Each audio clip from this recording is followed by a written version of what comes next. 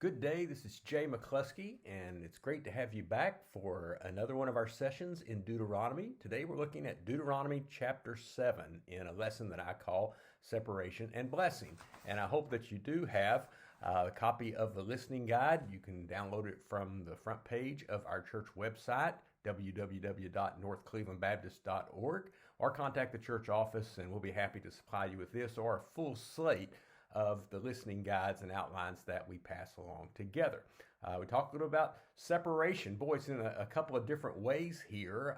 Remind you, as we're coming, the whole book of Deuteronomy is about Moses preparing to separate from the people. They're about to go into the promised land, and he's not going with them. And so it's this last chance. I need to tell you everything I can. I'm not going to be there to give you instructions. I'm not going to be there to get you out of trouble. So listen carefully. And he's giving all these instructions and words for this time of separation. I wonder, comparing it like when our children go off to college and, you're not going to be as close there with them. Or both of my boys in their college experience went to Europe for more than a month. And so you send them off and you say, I'm not going to be there. If you need me, I can't get to you quick. So here the Hebrew people are going off, and Moses given these instructions. Here's what you are to do. And that's the whole book of Deuteronomy, but we're going to look at some specific things here in chapter 7 as we visit together. So a lot of scripture, so bear with me, follow on your outline as we share. And the chapter begins with, when the Lord your God brings you into the land you are entering to possess and drives out before you many nations, then he lists them, the Hittites, Girgashites, Amorites, Canaanites, Perizzites, Hivites, and Jebusites, 7 nations larger and stronger than you. And when the Lord your God has delivered them over to you, and you have defeated them, then you must destroy them totally, make no treaty with them, show them no mercy. Pretty clear here that God's doing the victory. These are bigger nations. You're the underdog. They should beat you, but you're going to beat them. God's going to beat them and utilize victory for you. But then there's that thing there. We've talked about this before about totally destroying them, just making no treaty with them, showing them no mercy there. It begs the question about God asking to do that. The word totally there, I put it on your outline, is a Hebrew term. It refers to the irrevocable giving over of things or persons to the Lord, often by totally destroying them. It's kind of to the Lord, and we don't keep it for ourselves. We'll see that later in this lesson regarding some material things. Now, some weeks ago, we talked about why God would instruct the Hebrew people to do this, to kind of annihilate the populations that are coming in. How does a loving God do this? And I've just got a few handles, and all of them are insufficient. I think this is a bit of a mystery we wrestle with, but I'll offer a few things that remind you of things that we shared. One is that every day of life is more than we deserve.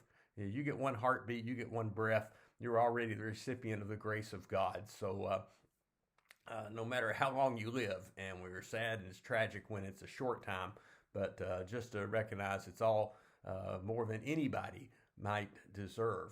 I think there is something to be said about the Lord trying to provide some insulation and protection for his people.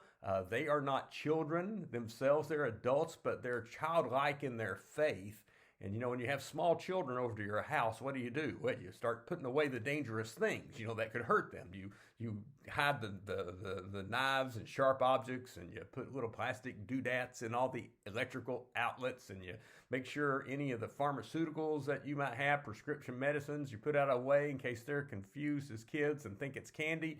And so, at those ages, you are clearing the way so that they're safer and protected. And here again, these people who are childlike in their faith, very vulnerable, we have seen, to going astray. And this is a way that these other people won't be able to necessarily lead you astray. And I think there's a thing there that is a possibility that we take. But I think we can't get quite all the mystery out of that one. Moses is instructing his people, and I put this in quotes here as our first major point, to be separate. When you get in this nation, you're going to be separate, which is kind of interesting, because if everybody else is kind annihilated and killed off, there's not a reason to enter treaties with anyone, like he said there in verse 2, or in verse 3, he says, do not intermarry with them. Well, there wouldn't be anybody. Pause for reality here. History tells us that they did not fully wipe out the populations here. And we do know that they were vulnerable to the practices of the pagan religions of the Canaanites who remained to some degree in the land. So he gives them this warning, do not give your daughters and sons to take your daughter or take their daughters for your sons, for they will turn your children away from following me to serve other gods, and the Lord's anger will burn against you and will quickly destroy you. This is what you are to do to them. And again, notice here, it's that total distancing, destroying, break down their altars, smash their sacred stones, cut down their Asherah poles, and burn their idols in the fire. For you are a people holy to the Lord your God. The Lord your God has chosen you out of all the peoples on the earth, on the face of the earth, to be his people, his treasured possession. So there's that separateness, there's a uniqueness that takes place there. You don't worship like the other people, and we'll see otherwise. They don't use the same diet. They don't practice the same calendar because they have a Sabbath day that is very sacred. Their practices are kind of odd and unique, and it's because there's this unique people that they are. Note it's not because they're better than anybody else there, but they're different, and their life and their way is different. Now, I'll make an important distinction, and I put this on your outline, is that separation is not isolation.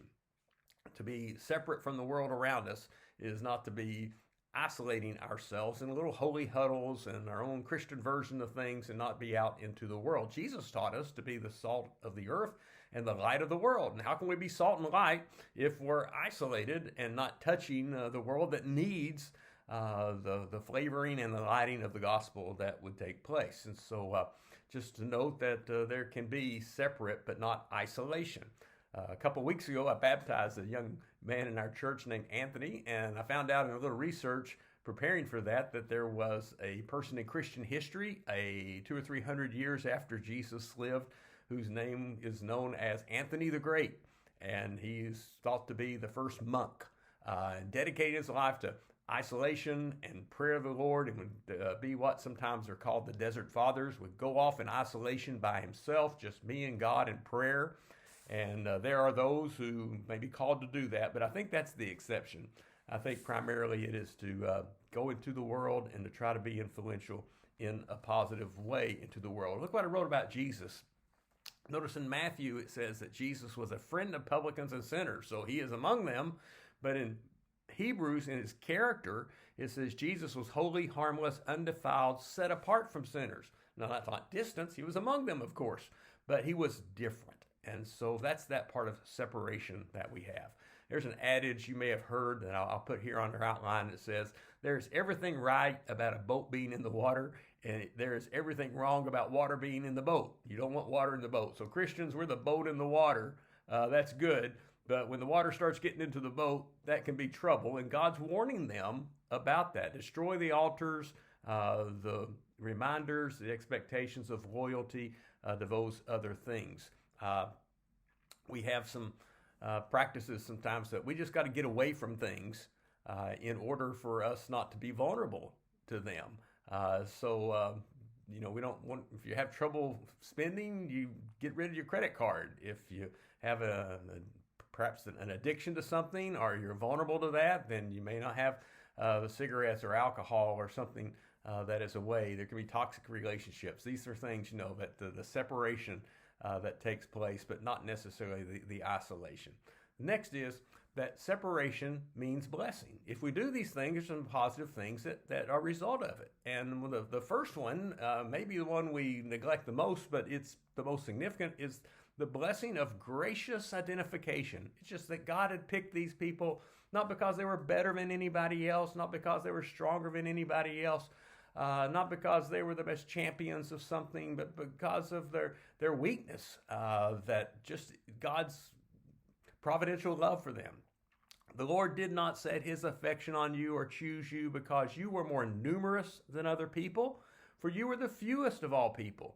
But it was because the Lord loved you and kept an oath he swore to your ancestors that he brought you out with a mighty hand and redeemed you from the land of slavery, from the power of Pharaoh, king of Egypt. Know therefore that the Lord your God is God. He is faithful God. He is a faithful God, keeping his covenant of love to 1,000 generations of those who love him and keep his commandments. But those who hate him, he will repay to their face by destruction. He will not be slow to repay to their face those who hate him. So not because you're bigger, not because you're stronger. I have a friend, and we were discussing some things one time among my pastor buddies that get together a time or two a year. And he was telling about being interviewed for a church to be their new pastor. And someone asked kind of a casual question, what college teams do you root for? And he said, I root for Alabama in football and Kentucky in basketball.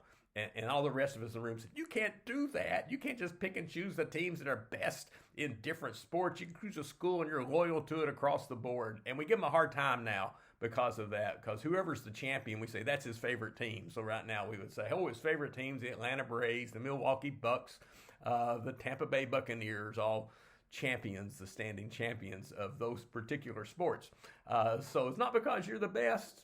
God just in his love made this covenant with that particular people. And we can relate to God in one of two ways, because it says at the end there is some repaying for those who hate the Lord.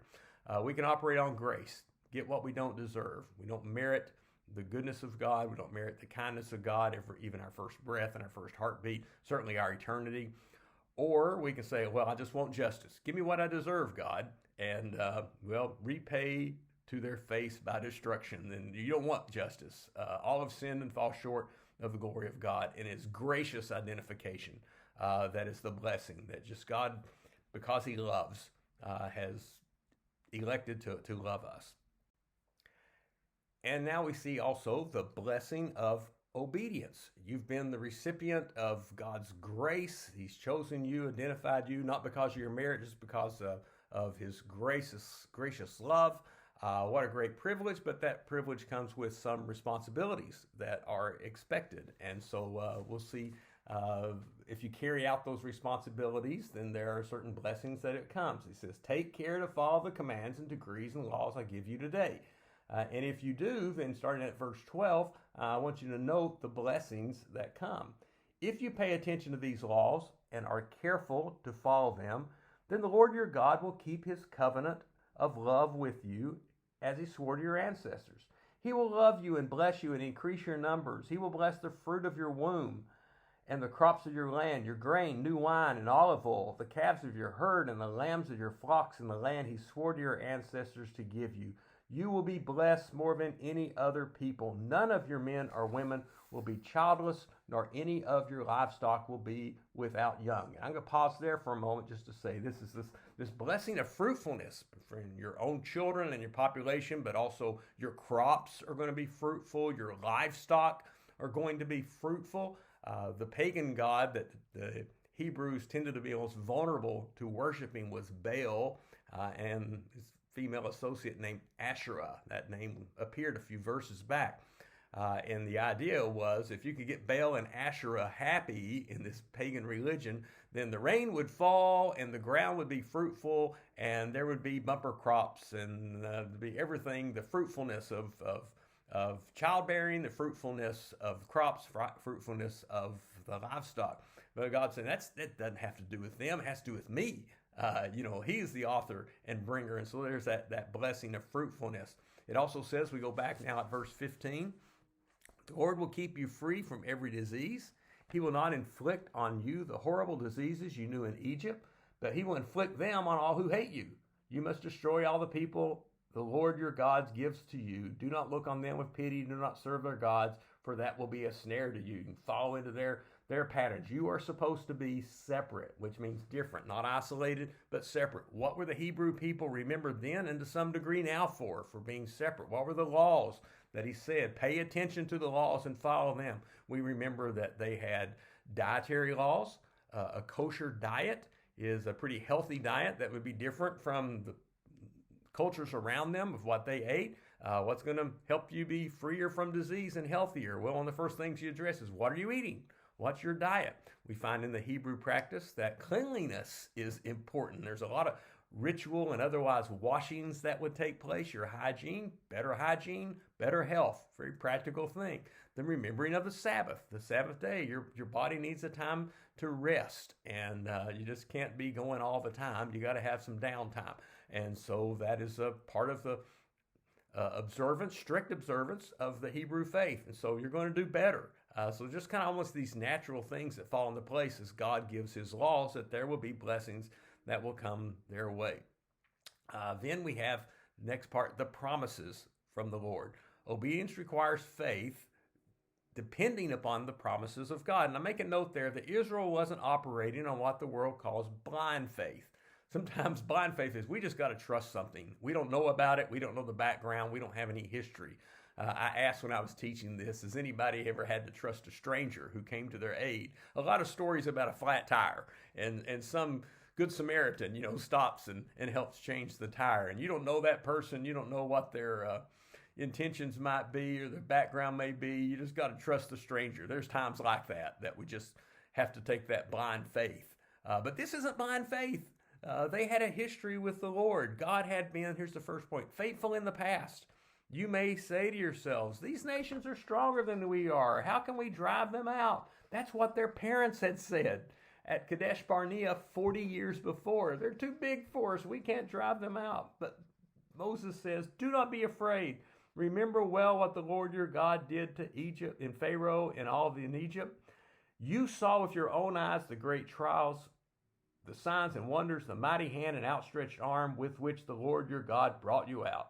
The Lord your God will do the same to all the peoples you now fear. And God has this good track record. It's not like he's not been providing for them. And of course, there was manna and there was water and the provisions. We'll talk more about that next chapter in our next lesson. But God did have a history. And if he had been faithful in the past, they could trust him for the future. Speaking of the future, that's the next point. God would go before them. He was not only behind them and with them, but he was going to be ahead of them. Verse 20. Moreover, the Lord your God will send the hornet among them until even the survivors who hide from you will have perished. Do not be terrified by them, for the Lord your God who is among you is a great and awesome God. Now, circle the word hornet there, and the question you read when you check out the commentaries: is this a literal thing, or is this a figure of speech? Certainly, in the stories in Exodus and the plagues of Egypt, God can handle the insect kingdom.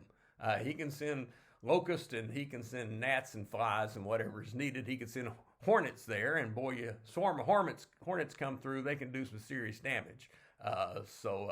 Murderous hornets, someone noted. So maybe that was a literal thing, and this is going to make it so hard they're not going to have a lot of fight in them, even if there's the few survivors. It could be, it's a figure of speech. Some have said maybe these nations were squabbling and fighting among themselves, or outside powers invaded them and kind of wore down their defenses. So now when the Hebrews came in, they were easier to be victorious over. That God had kind of set it up in advance. But we got this promise here. God's with you.